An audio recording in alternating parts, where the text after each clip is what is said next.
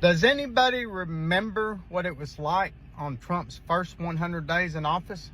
Nearly 100 days in, construction on the wall expected to start this summer at the earliest. Bids have already been submitted. The price tag, estimates put it at $20 billion and counting.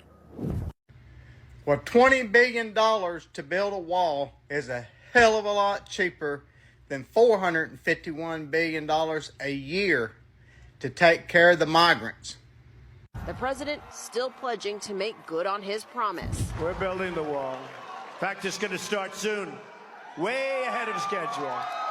Way ahead of schedule. As for undocumented immigrants, compared to the same time last year under President Obama, immigration-related arrests are up nearly 33%, and illegal border crossings are down since the president took office, more than 60% compared to the same month last year. The Trump administration calling it a sign their hard line on immigration is working. Wait a minute. Did you say 64% in less than 100 days? These numbers are lower because DHS and DOJ.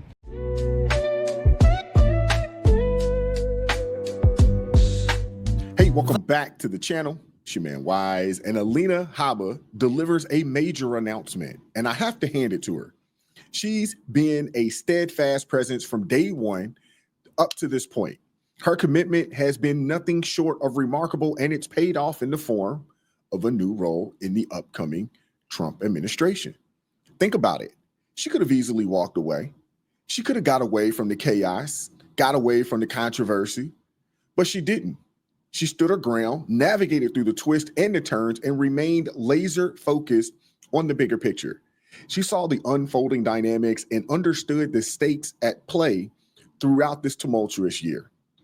In her announcement, she also teases what's on the horizon. MAGA is back and in full effect. Like, share, subscribe to the channel, drop me a comment, turn the notifications on so you never miss an upload. And if you want to support the channel, consider buying your man a coffee. Let's go. Look, there are a lot of things that have to happen before now and January 20th. I get that. But assuming everything goes smoothly, and it should, then on January 20th, the president's going to do a lot of things. But how is the president going to fight back against the efforts by the Biden administration to Trump-proof the workforce and all these other things? He's out there selling the border wall. What are the things that Trump's up against, and what is he going to do to fight back against it?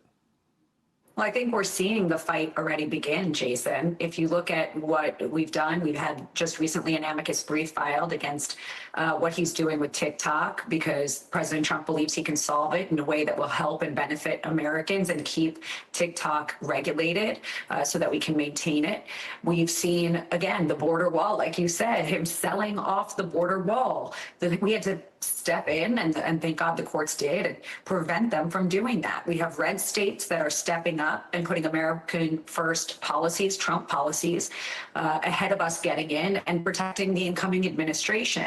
It's just not even fathomable to me that President Biden would want to be so destructive in his last few days. But unfortunately, that is what this administration has been doing. So we shouldn't be surprised. But we have been actively working to prevent that from happening.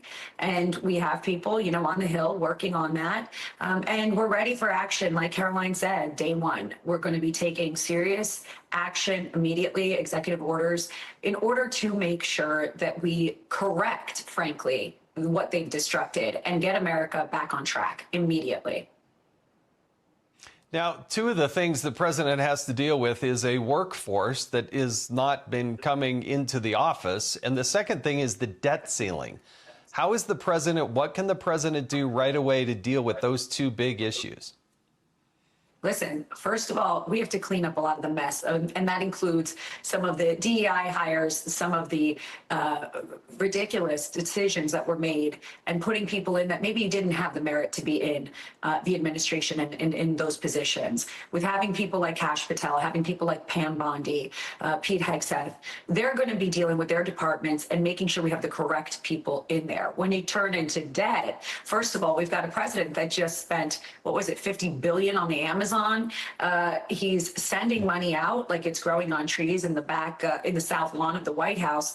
And we have got to look at tariffs. We've got to look at some of the things that President Trump is going to do to make sure that America is not second, third, fourth, but we're first, because people want to trade with this country, but it has to be fair.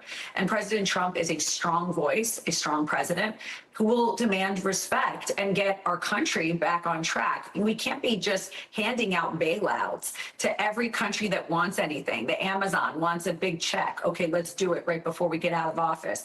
You know, that was the most ridiculous thing I've ever seen. But Jason, we have a president who's been on vacation for 40% of his presidency. 40%. So I don't even think he's checked in, but he has no problem spending American money, and it's got to stop. The hemorrhaging has to stop. American people are suffering. We need tax reforms. We need a lot of things that have to be done very quickly so that they can effectuate some change when President Trump is in there and help the American people. Alina's absolutely right. And shout out to her for, just yelling it from the rooftops. She's absolutely right. This current administration is basically trying to hamstring. They're trying to sabotage the Trump administration before they even get in there. $50 billion to the Amazon, another $757 million to Ukraine, clemencing, some of the most deranged and crazy people that are locked up in our federal prison system. Like, what is happening and what is going on? And yes, how do we have a president who has been on vacation for 40% of their term? None of us get 40% off. None of us get that. Could you imagine telling your boss, oh yeah, I'm gonna keep my job, but I'm only coming to work 6 out of every 10 days I'm supposed to be there? This is insanity. This is insanity. And this country is a huge cruise ship. These first 100 days are going to be vital to us turning this ship in the right direction. It's not going to be a quick turn. It's a slow turn. They're gaslighting and fear-mongering people about these tariffs. But I would be willing to pay a little bit higher in prices if we can find a way to get our deficit down, and if we can figure out a way to work towards eliminating federal tax. I'd be okay with that, to be honest with you. We have to get the better of the deals when it comes to trade and dealing with all of these other countries. Everybody wants to do business here. This is the best and strongest economy in the world. Everybody wants to do business here. It's got to be fair, and it has to make sense. There was a time when we did not pay federal income tax, and we received the lion's share of our money through tariffs, through trade tariffs with other countries. And we need to get back to that. But let me know what you guys think about this in the comment section. Like, share, subscribe, turn the notifications on so you never miss an upload.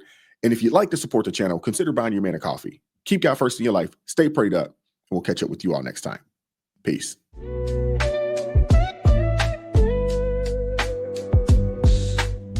Vibes so